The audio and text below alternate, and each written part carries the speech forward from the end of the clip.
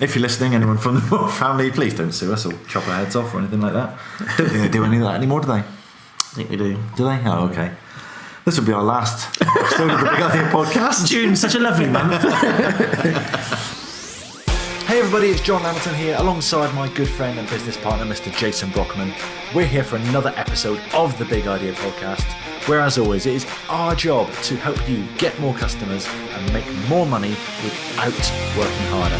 So, without further ado, let's dive straight into this month's episode. Hey everybody, welcome to the June edition of the Big Idea podcast. June, the year is just flying by. It's leaving us all behind, isn't it? We're halfway through. I know. We're just about. At the end of June, we'll be halfway through the year. Okay, well, 6 to go. That's halfway, I reckon. It is. In fact, we've only got 5 done. Five have been done, 7 are to go. Not quite halfway. This is why I do the accounts and you don't. I know your numbers, mate. That's your job. But that's a good point, because as we approach the halfway point in the year, good segue, mate, good segue. Thank you. As we approach the halfway point of the year, it's a good time to evaluate those New Year's resolutions that you made back at the end of December, beginning of January. You went, you know what? This is my year. This, particularly if you're a Liverpool fan, this is my year. Got to get a reference in there. Apologies to any Liverpool fans listening, watching, who might have hoped they were going to get their 6th Champions League win at the weekend. Didn't happen. Never mind. Shame. Moving on. Those resolutions that you made back in January, do you remember what ours were? I remember yours. I do. Play more golf. Have you done that? I certainly have. Oh, high five. Been out on the course. Well done, you. Loads. Been really, really good. You have been good. But for a lot of people, I bet if you said to them now, what was your resolution? What did you say you were going to do back in January? They're like, something about losing weight. Something about working harder or making more money or learning a new skill. Didn't really happen. And, well, 5 or 6, depending on your counting ability, months have since passed since then. And you're probably thinking, well, okay, well, what can I do about that? Well, let me introduce you to new month's resolutions. New month's resolutions. So why wait a whole year to commit to doing something new when you could just say, hey, it's a new month. This month, I am going to go dairy free. What? Just for a month. Because then there's no commitment beyond that first month of, I'm going to do this, but I'm going to do it for a month. So why not go vegan for a month? One of our clients has gone vegan recently. We've had a little discussion about, could never do that. Giving up really nice burgers and Bacon sandwiches. Yeah, bacon sandwiches not for me. They are for me. I like bacon. Nice bit of roast lamb with. Don't mind. Anyway, bit of beef. I don't mind that. We should record this before, or we should record this after eating, really. Before. But it's that realization that no, I couldn't do that. But could I do it for a month? Yes, I probably could.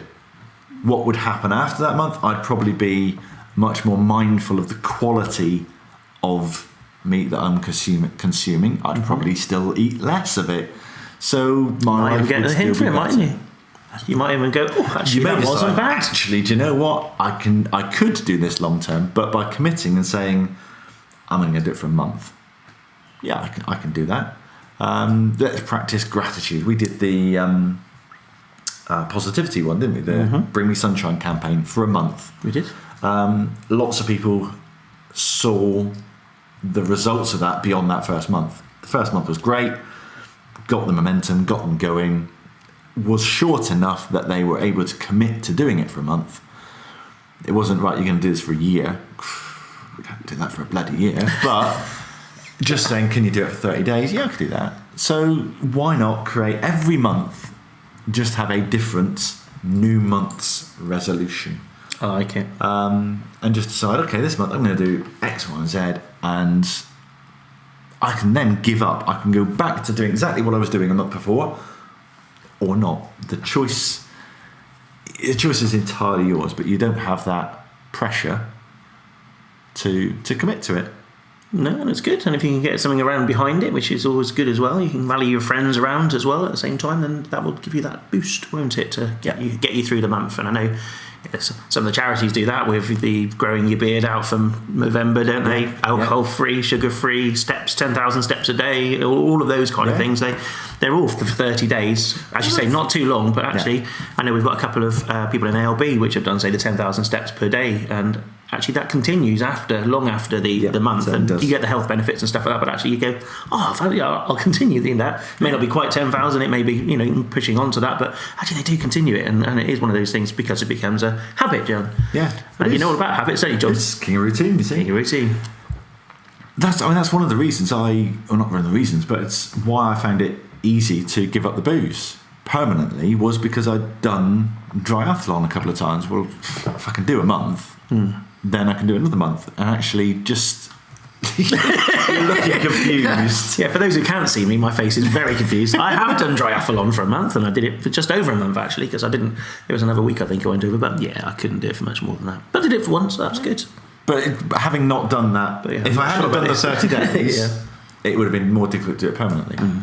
And actually, I didn't intend giving up permanently. I would drink a bit less, and suddenly decided that actually, once I reprogrammed my brain, that I didn't want to drink anymore. And actually, having done, then you got that recollection of I've done it for a month. That was easy.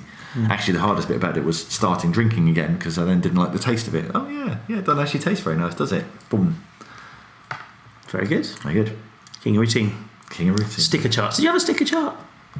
I know it's a bit of a strange advice we've given to one of our private people on a 1% clubbers, but did you have a sticker chart for your triathlon? I did. Did I have a sticker chart? No. I kind of gave myself milestones, and I think my milestones were like Saturday nights. Right. So it's like, it wasn't the worst January to do it. It was 5 Saturday nights.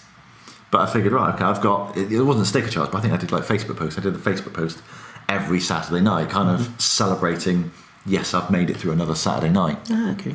But so milestones, so little goals through the month to get it's sequencing, isn't it? So it's saying I'm not going to miss one. So we've got in our 1% club, we've got like a little mini accountability group happening when we're around some fitness stuff, and I'm posting up a photo in there every Thursday of a particular regime that I'm doing with weights, and every Thursday I move it up a notch and I take a photo of that.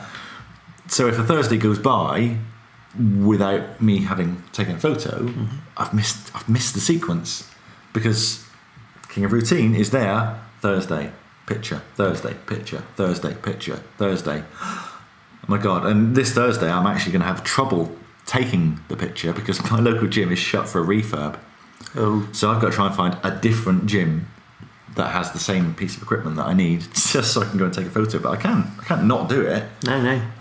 Because so this is accountability as well, isn't it? So yes. that's very good. So that actually also helps you get through your 30-day.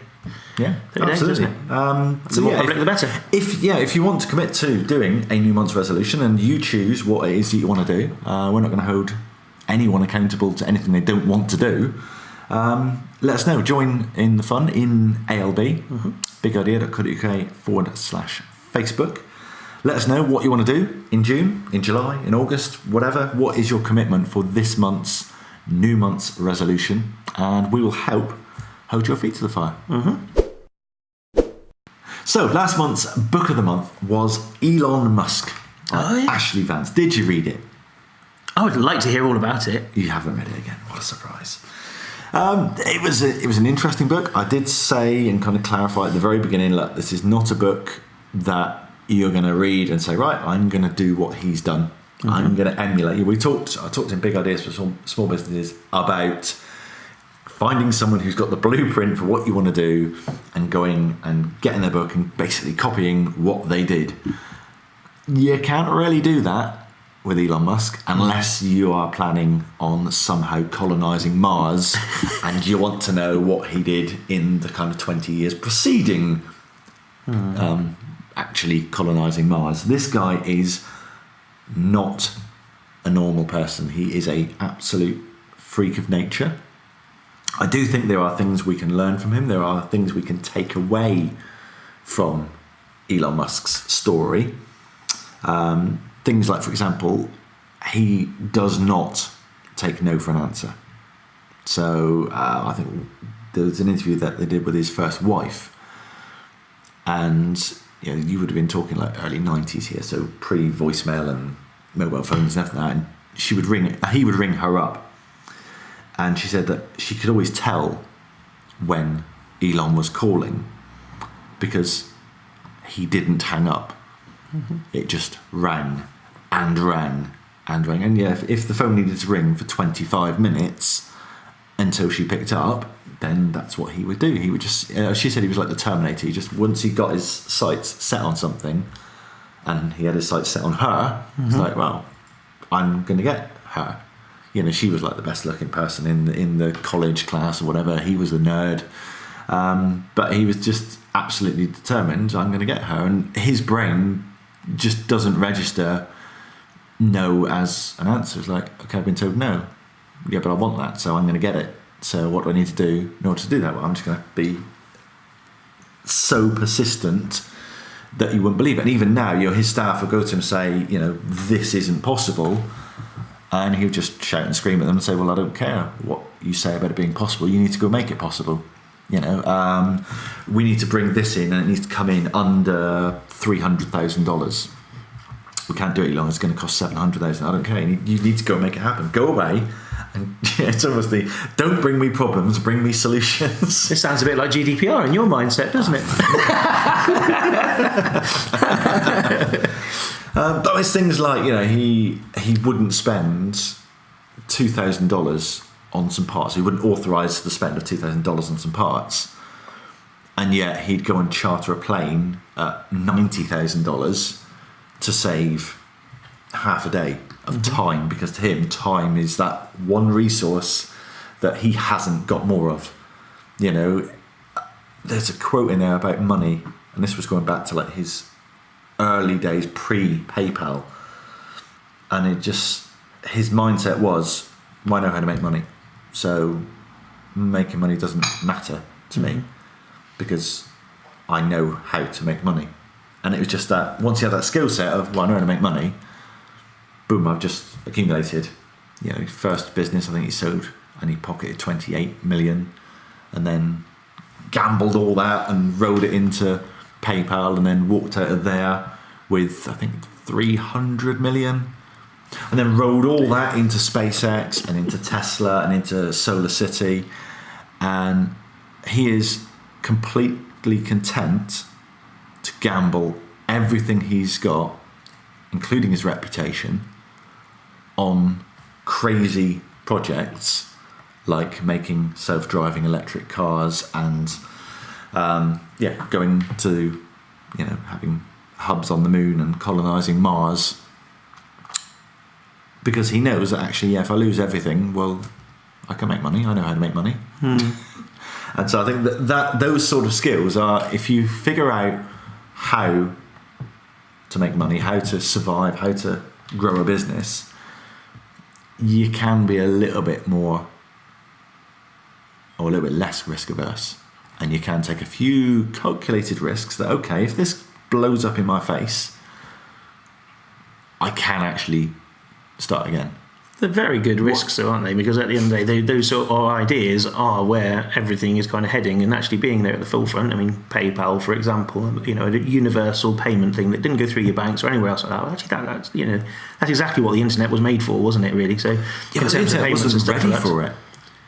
Not really. People wouldn't give Amazon their credit card to buy a book, and he said, "I know what we're going to do. We're going to launch a bank." And what we're going to do is we're going to send money via email.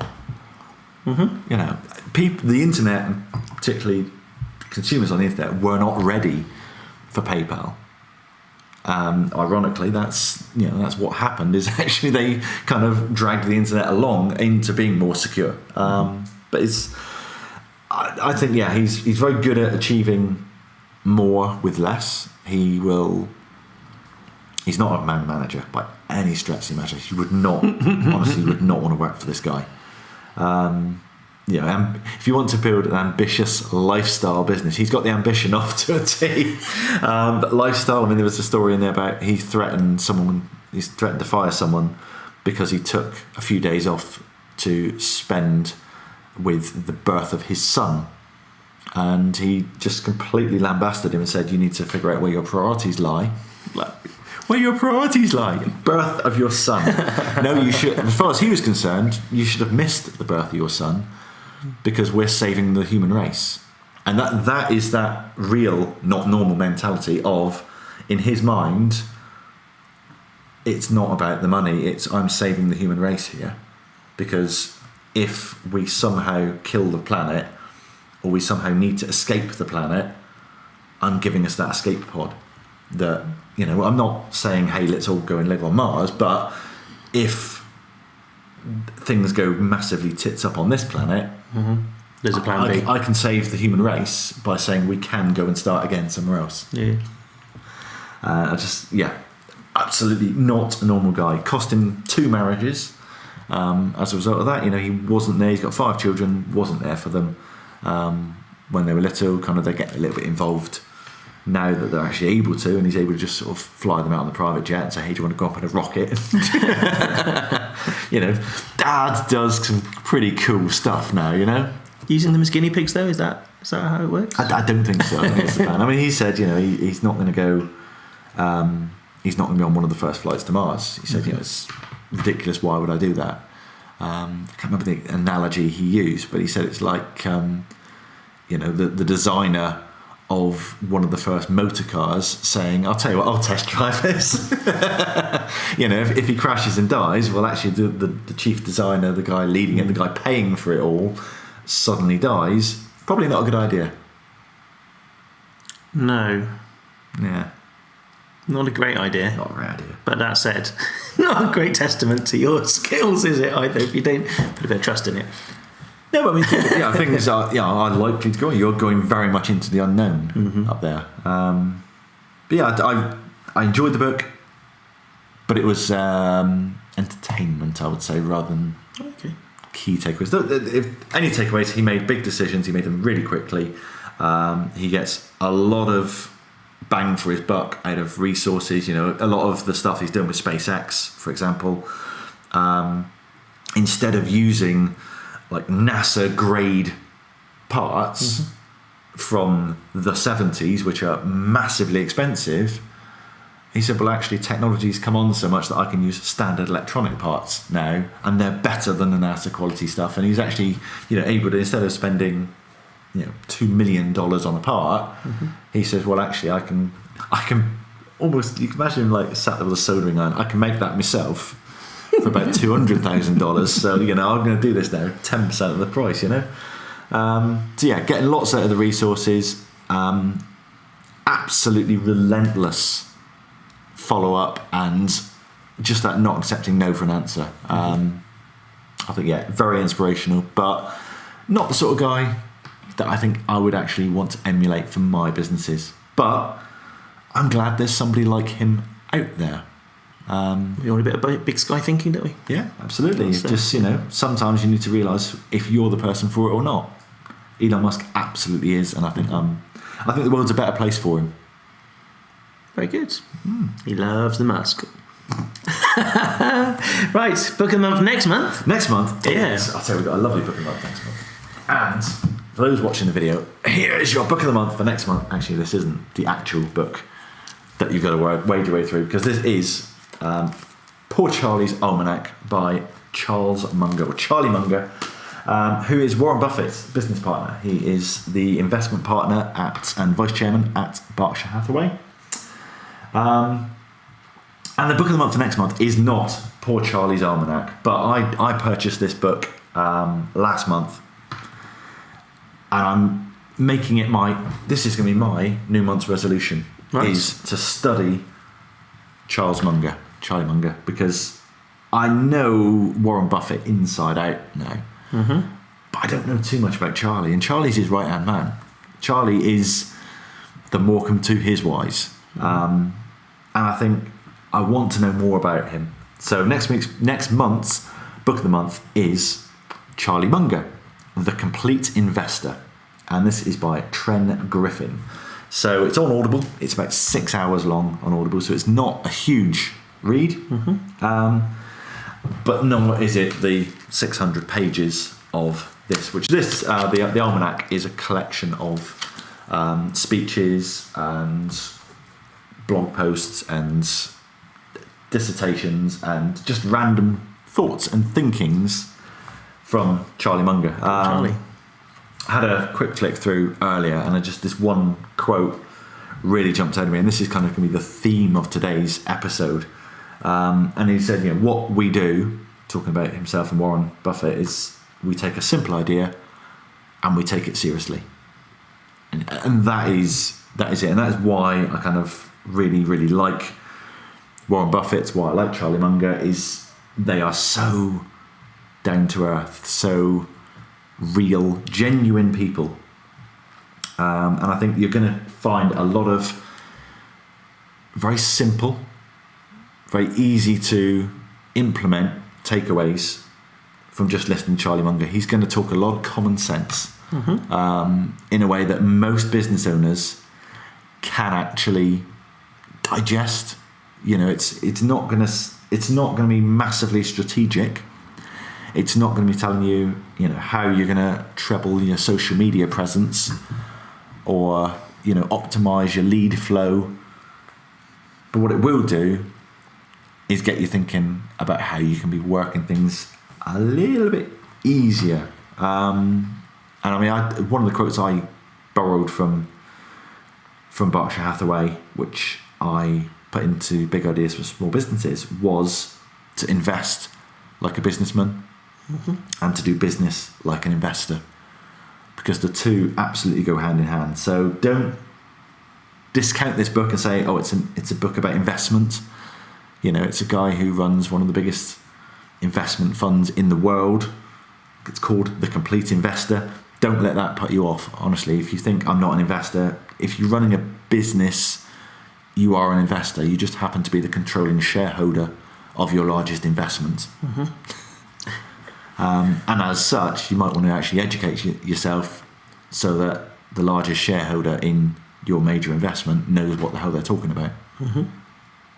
So have a listen to that one. Hopefully you will find that as useful and as insightful, and I think honestly interesting as I would do. And if you are interested, pour up Charlie's almanac. I don't know why he's poor, because this is honestly the most expensive book I've ever owned. Really? It is, yeah. The Wit and Wisdom of Charles T. Munger. Yeah, basically this book is, I don't think it's actually in print anymore.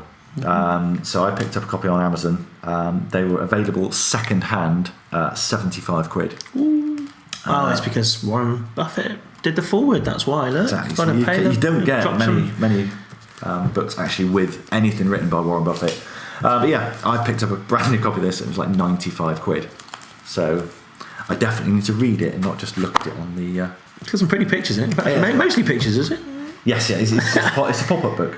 Oh, I love it. Actually, I might read that one. Cool. So, take a simple idea and take it seriously. That's the main topic of today's podcast. Or keep it simple, stupid. Yep. That's something that everyone's familiar with. This is, as I said, this is why I like Warren Buffett, Charlie Munger, etc. They do keep it simple. What's it Warren Buffett says? I look for 1 foot hurdles that I can step over, rather than developing the ability to leap 7-footers.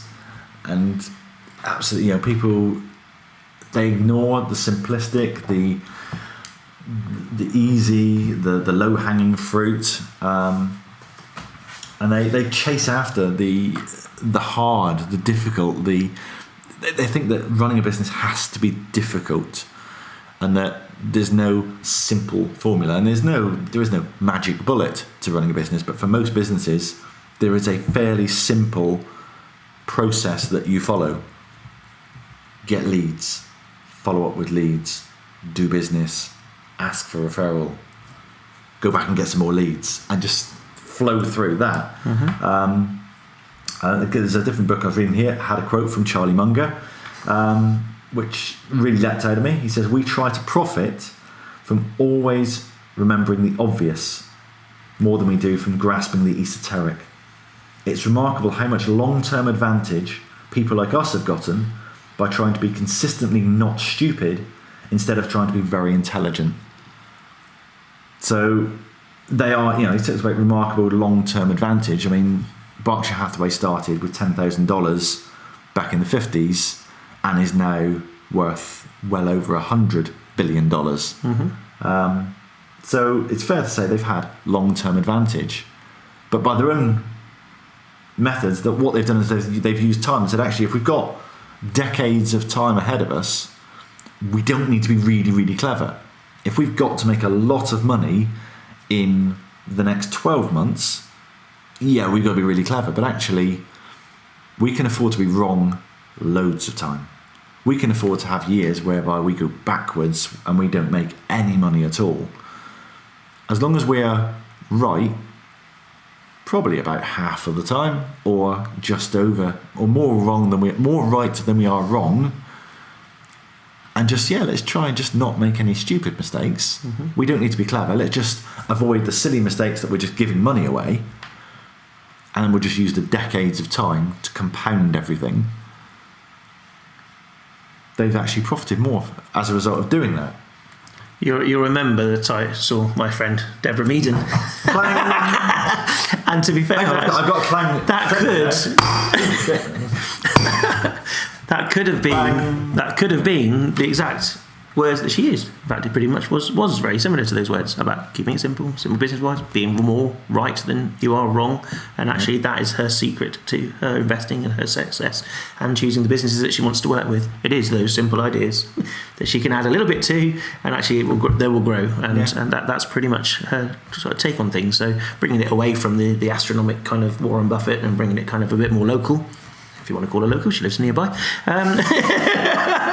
Very tenuous, I know. But if you want to bring it, back down to earth, if you like, then somebody like that, that's how she does business. That's what she thinks. So, very good. Well, I think that's how we do a lot of our investments. Is as simple as that. Can we add value to the business? Can we see in as few moving parts as possible how that business works? If we sit there and have a conversation with a business owner, and after 20 minutes I'm still not sure what they do or how they actually make money, it's never going to be a good investment for us. Whereas if I can say, oh, okay, you've got this type of business, right, I know who your customers are, I know where your customers hang out, I know where to find them, I know the messaging I need to persuade them to take action, I know what the upsells are going to be, I know what the margins are going to be, I know what we're going to do for that, I know what the process is, I know how that's going to work. Cool, yeah, we can work together. And just almost looking at a chess piece and seeing where all the different pieces move. But actually, if you suddenly give me a chess piece which has a third colour on there and maybe 17 extra squares and a couple of new pieces, and like, ooh, I don't get this. What's going on? And you ask me to try and play chess on there, isn't going to happen. So keep it simple.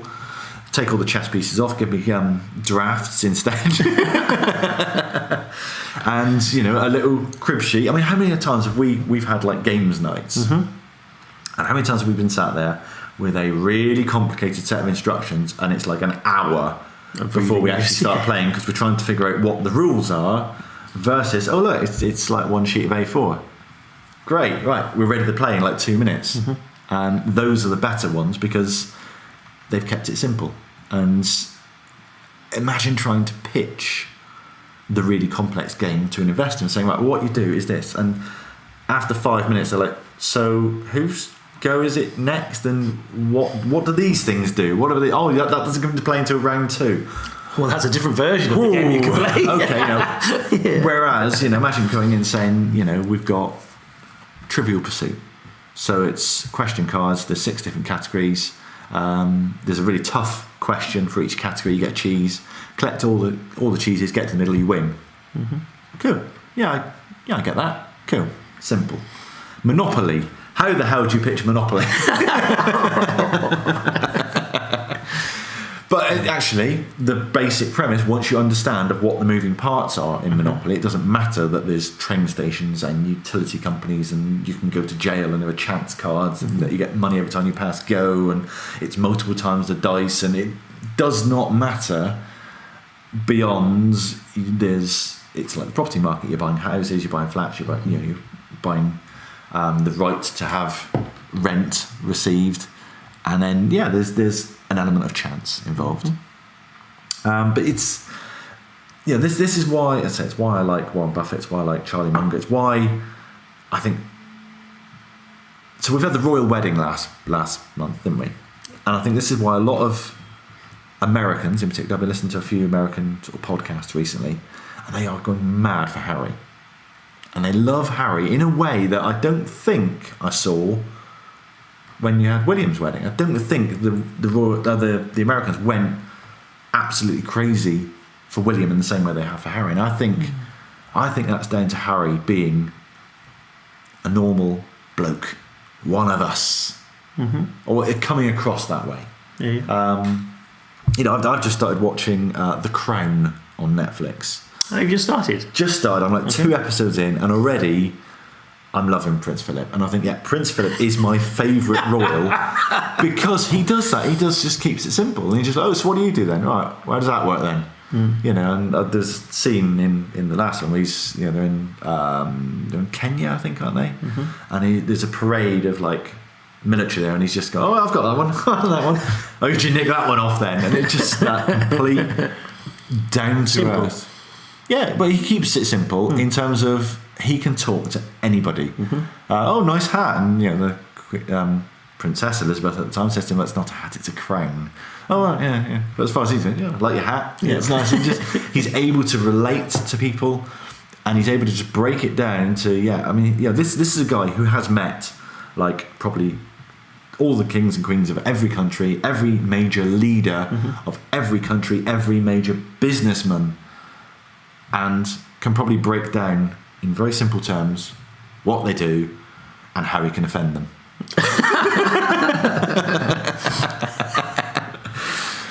Don't offend anyone. Don't offend anyone, yes, I know. But I just, that's why I think he's my favourite royal. I think that's why the Americans are going absolutely mental for Harry at the moment, apart from the fact that he's married an American. He has married an American actress. American actress, divorcee. It's not like there's scope for that in the royal family, is there? There isn't, no. Spent some nice weekends out in America as well, hasn't he? So he's had a few good parties out there. Yep. So yeah. Didn't dress up as a Nazi this time though, did he? I don't think so. Yeah. If you're listening, anyone from the royal family, please don't sue us or chop our heads off or anything like that. I don't think they do any of that anymore, do they? I think they do. Do they? Oh, okay. This will be our last episode of the Big Idea podcast. June's such a lovely month. But I think that's what a lot of people have said that they liked about Big Ideas for Small Businesses, which incidentally is now available on audio. It's on the audio now, isn't it? Audio, you can listen to it on Audible. It's read by a fantastic guy, me. Pirate John, yeah. I had to audition for my own audiobook reading, but pleased to say I did get the job. I think you might have mentioned this before. I know you want to say it, yeah. Yeah. Was there anything else you want to add to that? What, the fact I was offered a job? You offered a job.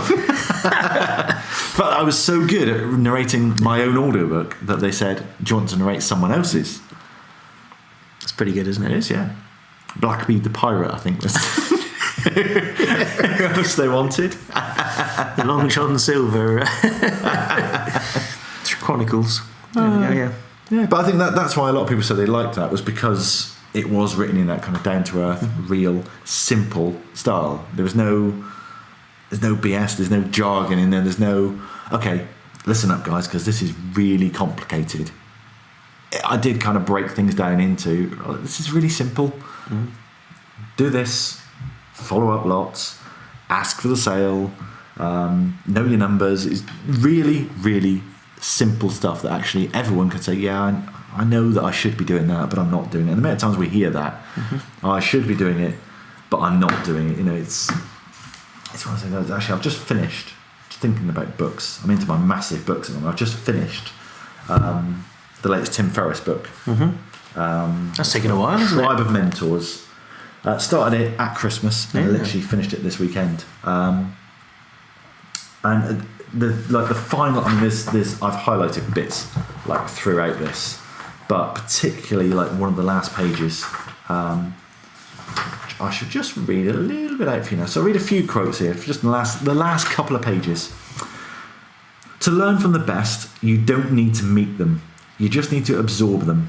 This can be through books, audio, such as Big Ideas for Small Businesses by John Lamerton, or a single powerful quote. Thanks for that, Tim. I really appreciate that.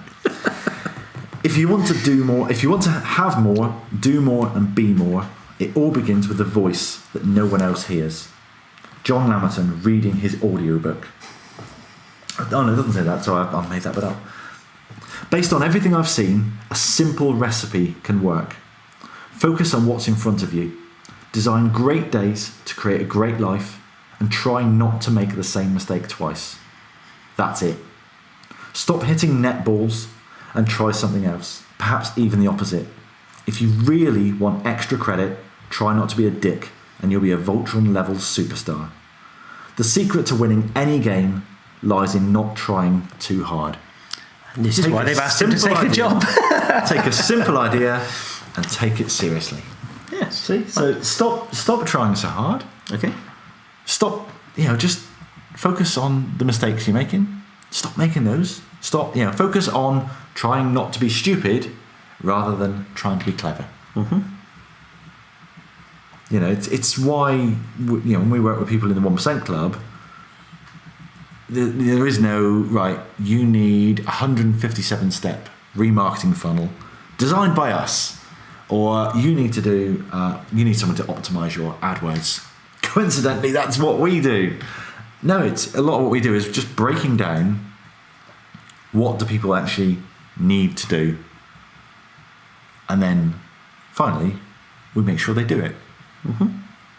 And that sounds really simple, because it is as simple as that. And if you want to succeed at anything, whether that is sporting success, financial success, investing, relationships, whatever you want to do, if you want to improve yourself, just figure out what it is that you need to do in as simple terms as possible, and then find some way of making sure you do it. We talked before about accountability, about being part of a group that will hold your feet to the fire.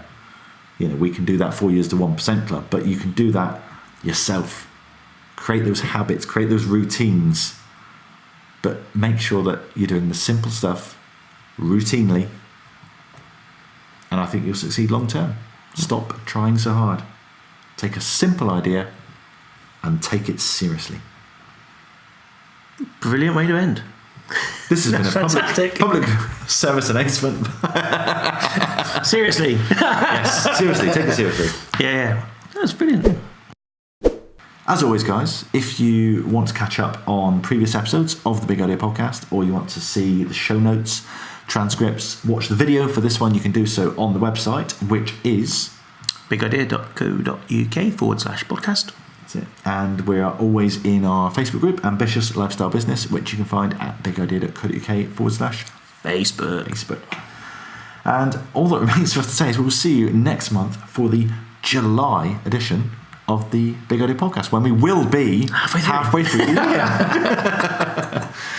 Have a great one, guys, and we will see you later. Bye-bye. Take care. Bye-bye. So there we are, another episode in the can. How was it for you? Please let us know. However you listen to these podcasts, please leave a review on that platform. Let us know what we can do better, what you like, what you don't like, and how we can improve to make this show even better for you. We'll see you next time.